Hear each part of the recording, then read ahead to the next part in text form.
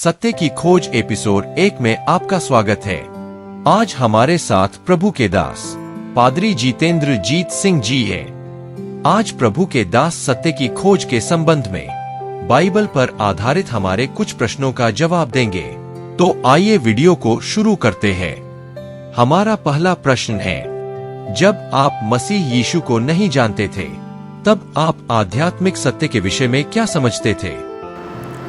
मेरा नाम पादरी जितेंद्र जीत सिंह है और मैं यहाँ हरियाणा में रहता हूँ। करनाल में रह के एक फेलोशिप है, हरियाणा बिलीवर्स फेलोशिप, उसके द्वारा हम यहाँ पे हरियाणा में काम कर रहे हैं। ब्रदर, आपने जो प्रश्न किया है मसीह में आने से पहले आप आध्यात्मिकता या आत्मिकता, वैसे ये दोनों बातें अलग हैं, इसके बारे में क्या सोचते थे या क्या करते थे? देखिए, अध्यात्म और आत्मिकता, ये इसे हम पहले जान ले, ये दोनों ही चीज़ें अलग हैं।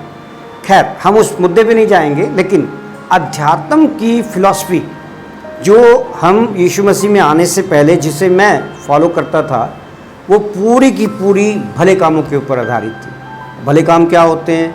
अच्छा, इसमें भी एक था कि हमारे पुराने जन्म के जो काम है वो कैसे हैं, तो हमारे भले काम उस पुराने जन्म के ऊपर निर्भर करते थे। तो हमारा पूरा का पूरा लक्ष्य एक ही था, और वो ये था कि अधिक से अधिक भले काम इकट्ठे कर लो ताकि अगला जन्म संवर जाए या अगला जन्म ठीक हो जाए। वहाँ उद्धार की या मुक्ति जिसे हम कहते हैं उसकी तो कहीं कोई चर्चा ही नहीं थी।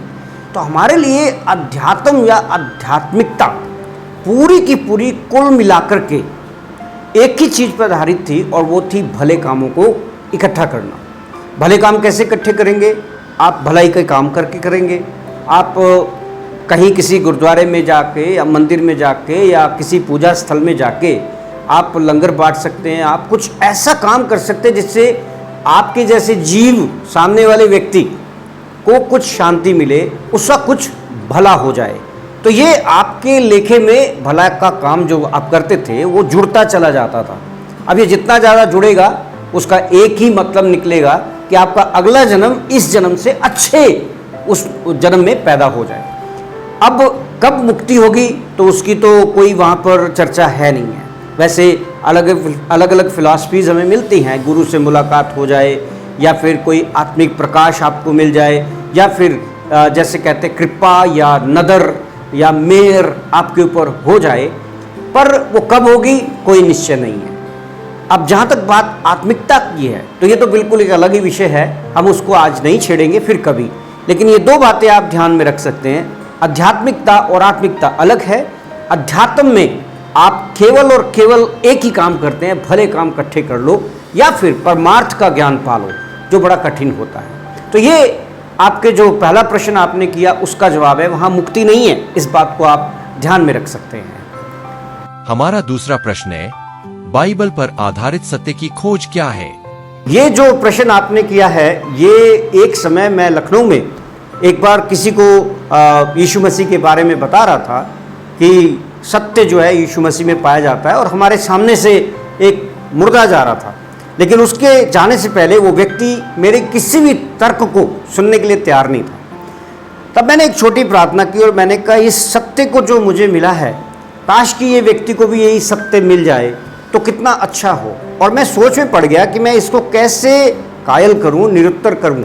तभी वहाँ से एक मुर्दा जा रहा था और मैंने उसको कहा कि वो जा रहा है, वो सत्य देखो, वो है। ये संसारिक सत्य भी है और ये आत्मिक सत्य भी है। ये मृत्यु एक ऐसा सत्य है जिसको आप टाल नहीं सकते। आप इसके बारे में ये नहीं कह सकते कि ये सत्य है ही नहीं है। लेकिन अब मेरा यहाँ से उत्तर शुरू होता है। मैंने उस व्यक्ति से कहा, अगर मृत्यु एक सत्य है तो जीवन कितना बड़ा सत्य होगा। और यीशु मसीह मुर्दों में से जी उठा है। वो एक ही व्यक्ति है जो तीसरे दिन बाद जी उठा और आज भी जीवित है। लोगों की कब्र के बाहर तो पहरेदार लगे होते हैं, इस कब्र के बाहर कोई पहरेदार नहीं लगा हुआ। पिलातुस जिसने यीशु मसीह को मृत्युदंड दिया था, उसने भी यही प्रश्न यीशु मसीह से किया था, सत्य क्या है? और यीशु मसीह ने कहा, सत्य तो तेरे सामने खड़ा है। पर वो नहीं समझ पाया था। पिलातुस इस बात को समझ नहीं पाया था, क्योंकि यीशु मसीह पहले ही कह चुका था, 2 बार उसने कहा, मार्ग, सत्य और जीवन मैं हूं। बिल्कुल साफ उसने कहा मार्ग। अच्छा, वो सत्य क्यों है?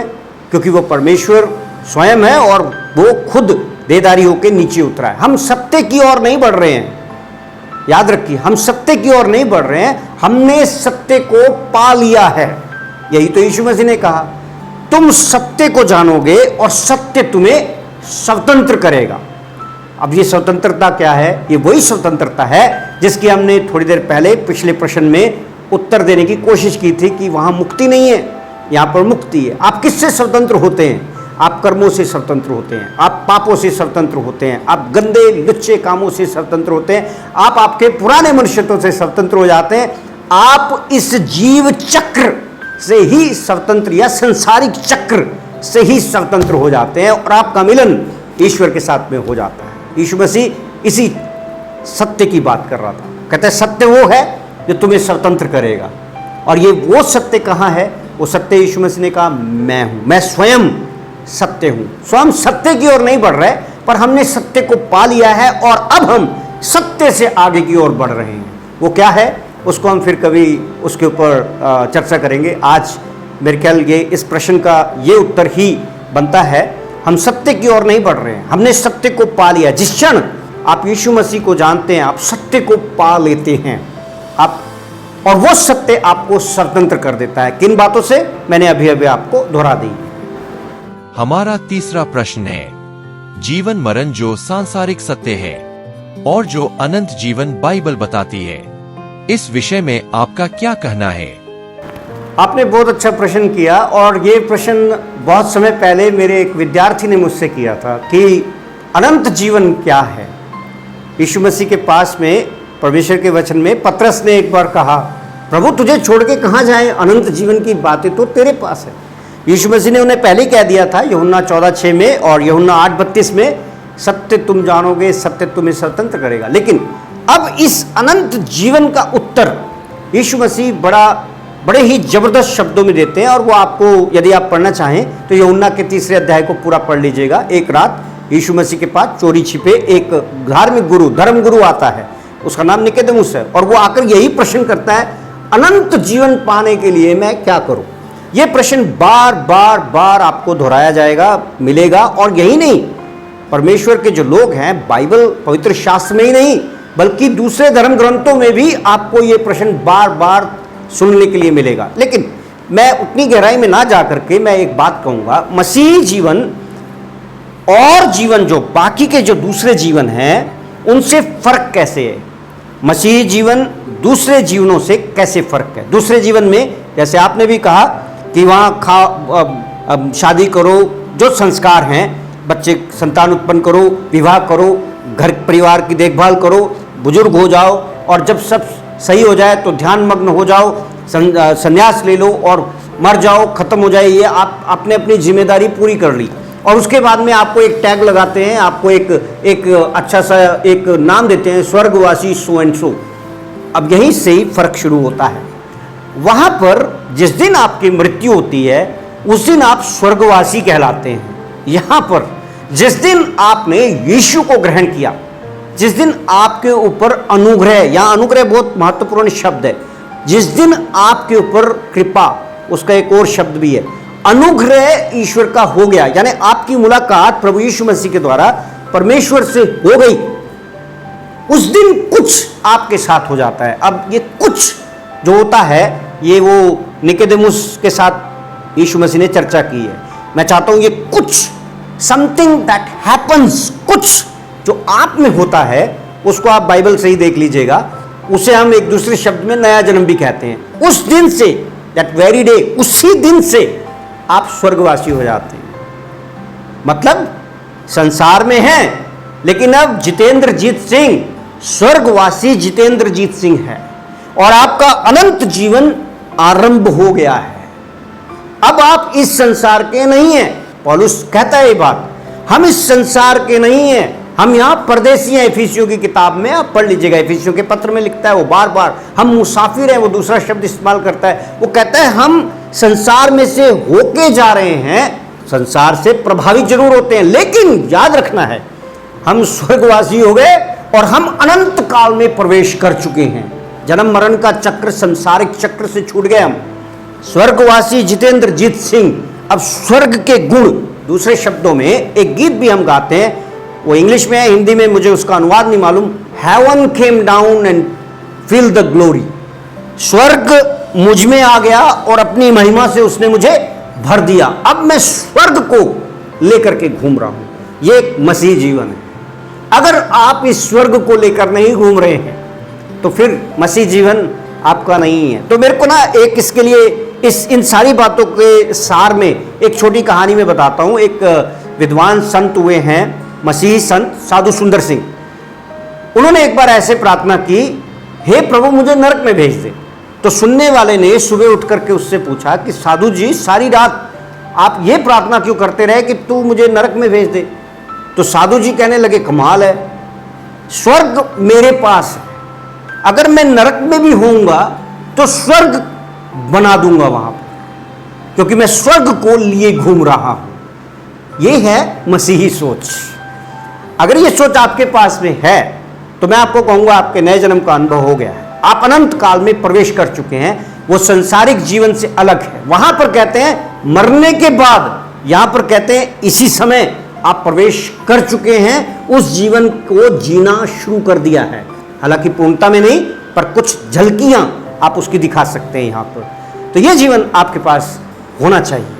इसका सारा वृत्तांत और गहराई से आप जानना चाहें तो निकोदेमुस का वृत्तांत पढ़िए, यूहन्ना 3 में आपको मिल जाता है। हमारा अंतिम प्रश्न है, क्या आपको लगता है कि आप सत्य की खोज कर चुके हैं? बहुत अच्छा प्रश्न है कि यदि आप सत्य की खोज कर चुके हैं या सत्य को पा चुके हैं तो आप किस दिशा की ओर बढ़ रहे हैं। हाँ, ये बड़ा ही एक अच्छा प्रश्न है। और वो प्रश्न ये है, उसका उत्तर भी परमेश्वर के वचन में दिया गया है। और वो ये है कि पहले मेरे जो भले काम, वहीं से जहाँ से हमने शुरू किया था, पहले जो मेरे भले काम थे वो भले काम कुछ कमाना चाहते थे, कुछ अर्जित करना चाहते थे, और वो था उद्धार। लेकिन अब उद्धार तो हो गया, यहां तो परिस्थिति पलट गई, स्वर्ग आ गया। अब भी मुझे भले काम करने हैं, लेकिन अब ये जो भले काम करने हैं ये मनुष्य के लिए प्रथम और अंतिम कर्तव्य परमेश्वर की महिमा है, उसके लिए करने हैं। आपका जो स्वर्ग का जीवन है, उसके जो गुण है, वो सारे के सारे गुण, आनंद, प्रेम, मेल, धीरज, भलाई, प्रेम से शुरू होकर संयम पे 9 बताए गए हैं, और भी है, बहुत ज़्यादा है, लेकिन ये 9 में उसका सारांश दिया गया है। और यह हमें गलातियों के पत्र के 5वें अध्याय में मिल जाता है। ये गुण परमेश्वर की महिमा को रिफ्लेक्ट करने चाहिए, दिखलाने चाहिए, उसका प्रतिबिंब होने चाहिए। हम इसी दिशा की ओर बढ़ रहे हैं। और वो दिशा ये है कि उसका एंड रिजल्ट ये है कि हम यीशु मसीह के स्वरूप में ढलते चले जाएं। अब यीशु मसीह का स्वरूप क्या है? यीशु मसीह के स्वरूप की एक झलकी है कि उसने अपनी कलीसिया, अपने लोगों से इतना प्यार किया कि अपने आप स्वयं के प्राण दे दिए। तो ये एक गुण है, और भी बहुत गुण है। ये गुण में आपको उस दिशा की ओर बढ़ना है कि ये बलिदान से भरा हुआ प्रेम मुझ में पैदा हो जाए। यदि मैं उस लेवल पे पहुंच जाता हूं तो मैं आपसे ये कहूंगा कि आपने उस प्रश्न का उत्तर दे दिया जो अभी अभी आपसे पूछा गया, किस दिशा की ओर बढ़ रहे हैं। पौलुस कहता है मैं स्वरूप और समानता में ढलता चला जाता हूं। कैसे ढलेंगे? कैसे उस स्वरूप और समानता में ढलेंगे? हम जब उसके गुणों को प्रकट करने लगे हैं, जिसमें एक गुण मैंने आपको बताया, और वो ये है उसका बलिदान से भरा हुआ गुण। और बहुत से गुण हैं, अभी समय नहीं है कि हम उसकी चर्चा करें, फिर कभी हम इसके ऊपर और गहराई से चर्चा कर सकते हैं। लेकिन यदि ये गुण प्रभु यीशु मसीह के आप में नहीं है, मसीह जीवन को पाने के बाद भी, तो प्रश्न वहीं आता है, क्या वास्तव में आपने स्वर्ग के जीवन को पाया, या वास्तव में दूसरे शब्दों में आपका नया जन्म हुआ? या फिर और इसको खुल के कहा जाए, क्या वास्तव में परमेश्वर का अनुग्रह आपके ऊपर हो गया है, या ईश्वर से आपकी मुलाकात हो गई है? क्योंकि जिसने ईश्वर से मुलाकात की, मैं कहता हूं उसको पूरा देखने की जरूरत नहीं, जिसने उसकी झलक भर देख ली, वचन कहता है परमेश्वर का पवित्र शास्त्र, चख लिया जिसने, वो तो फिर वारे न्यारे है, वो तो फिर एकदम बदला हुआ व्यक्ति है, और वो फिर उसी दिशा की ओर बढ़ता है। और वो दिशा ये है कि परमेश्वर के पुत्र के स्वरूप और समानता में ढलता चला जाए। सो मैं सोचता हूं ये प्रश्न आपको आत्मिक रीति से, इनके जो उत्तर हैं आपको आत्मिक रीति से और अधिक ईश्वर की निकटता में लाने वाले हों और आप भी प्रभु यीशु मसीह की स्वरूप और समानता में ढलते चले जाएं और एक दिन जब परमेश्वर के सामने खड़े हों तो वो कहे कि हाँ, यही है जिसको मैंने अपने लिए बुलाया था और जिसको मैंने ठहरा भी दिया था। ईश्वर आपको आशीष दे।